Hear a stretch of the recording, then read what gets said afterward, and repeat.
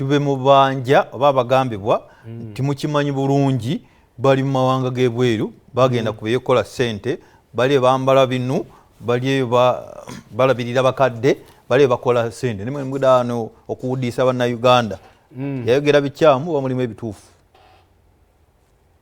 Manyi ngenda ndaba abantu abakulu oluusi nga boogera ebintu ebimu ne neebuuza tulina enjogera eyo oluusi gye tubeera nazigeto nnyingi mulimira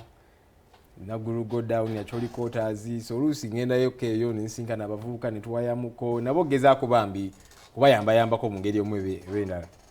balina olulimi oluusi kati naka meeting ke nali nabo abamu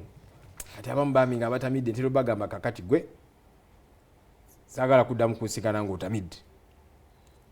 era olulala yajja n'agamba nti honorable kati nali nnyo obuveera 10 kati nywa busaatu olunaku nemugamba kale aha kati ogenda otambula bulungi kati omu yagamba nti honorable oyo avuddeko nti bimukubye nnyo avuddeko so kati abantu abamugenda okuvaako n'osiimuuka kati ani yasiimuuka anti nze mbadde nsooka kuwa example eno nti ebintu bingi bijjako abantu n'abanga avuddeko nga era byagera tebitegerekeka oba ki kati obudola bangambye nti abantu abamu bagenda ne boogera ebintu n'ogamba muntu ono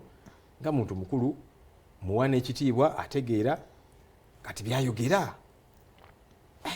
bivuddewa kansuubire tavuddeeko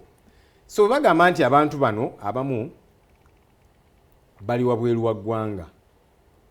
munnange ekyo kijja tukkakanya emyoyo ne famire z'abantu bano kuba kati abamu bagamba balowooza nti abantu baabwe battibwa kakati mutegeeze famire zaabwe nti John Bosco Kibalamu ono bulijjo gwe mubanja ali kata yagenda ku lunaku gindi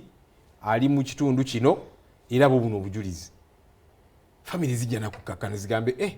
mwebale tuyambako kubanga era nabo buvunaanyizibwa bwa gavumenti nti buli munnayuganda gavumenti emuvunaanyizibwako ali wano oba afulumye nti bwenfuluma eggwanga bwofuluma eggwanga nga munnayuganda yonna gy'oli gavumenti kikakatako okutegeera omuntu ono aliwa so kakati bwebanga balina information eyo bagitubuulire tukakkane ku mitima naffe kitwagala okumanya nti kale omuntu ono bw'aba yagenda bweru mutubuulire tukkakkaneko n'ebyokumalaga byogera mu ngeri tategeerekeka ebyekiyaayaaya abantu abakulu betuwa ekitiibwa